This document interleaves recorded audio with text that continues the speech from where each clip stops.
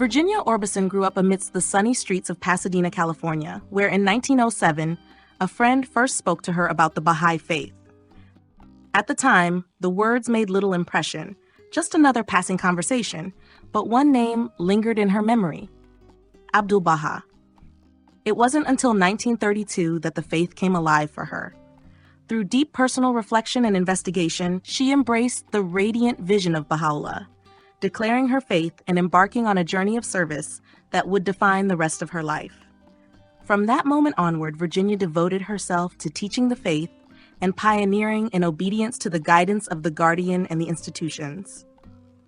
In the early 1940s, inspired by the call for pioneers, she left her home in the United States to journey to South America, traveling through Mexico, Guatemala, Costa Rica, Panama, Colombia, and Peru. Her path was one of challenges, yet every step brought new opportunities to share the message of unity and peace. By July 1946, her life took a new turn. Shoghi Effendi himself requested that she help establish the faith in Spain. Leaving South America in December of that year, she traveled to Madrid, becoming one of the early laborers in a land where the faith was largely unknown. In 1953, her pioneering spirit led her to volunteer to open the Balearic Islands to the Baha'i Faith. In August, she arrived in Palma de Mallorca and was named a Knight of Bahá'u'lláh. But her steadfast work was soon interrupted. At a Baha'i teaching conference in Barcelona, Virginia was arrested, a moment that would test her faith and resolve. She later recounted the events with clarity and courage. "I returned to Barcelona and was surprised to see 40 chairs set up in the apartment that served as the Baha'i National Center. 'Have you gone crazy?' I asked, knowing that large gatherings were forbidden. 'No pasa nada,' they told me. 'Nothing will happen.' The meeting proceeded peacefully, but at 3 a.m., there was a loud knock at the door of the apartment where I was staying.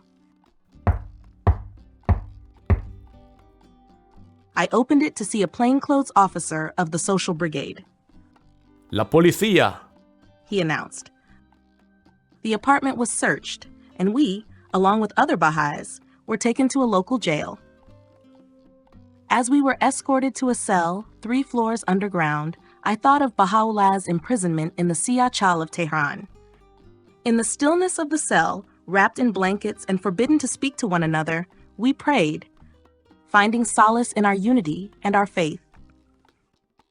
Interrogations began through the night. The police suspected us of being communists or part of some subversive group. "This man was an atheist," I explained during questioning. "Now he is a Baha'i." "You mean he was a communist?" the interrogator asked. "All right, a communist," I replied. "But now he is a Baha'i and believes in God. That's what the Baha'i faith can do." I spoke of the Baha'i principle of obedience to government, and eventually they were convinced we posed no threat. We were released the following day, unharmed and treated politely. What we initially thought was a calamity turned into an opportunity. The government now knew of the Baha'i faith, and in a favorable light.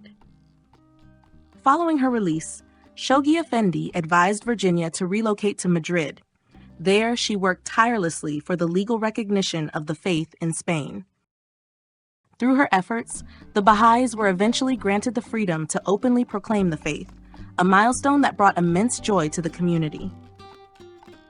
Virginia often reflected on her journey. One must have faith that, when he or she is on a mission for Baha'u'lláh, it is bound to turn out right. It must be successful.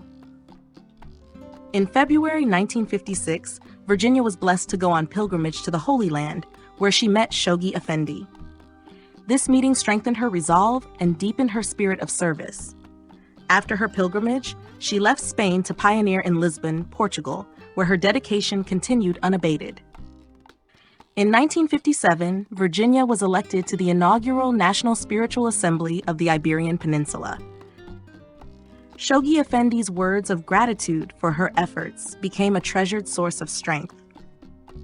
"I am moved as well as deeply grateful for the services that you have performed on both continents and that you are carrying out in teaching the cause of Baha'u'lláh. You have set an example that will be followed by generations to come, and have performed such deeds as will be praised by posterity. I will continue to pray for the success of your work. Virginia Orbison's life was a testament to faith in action. Through her, the light of the Bahá'í Faith illuminated new horizons, touching countless lives and inspiring future generations to rise in service.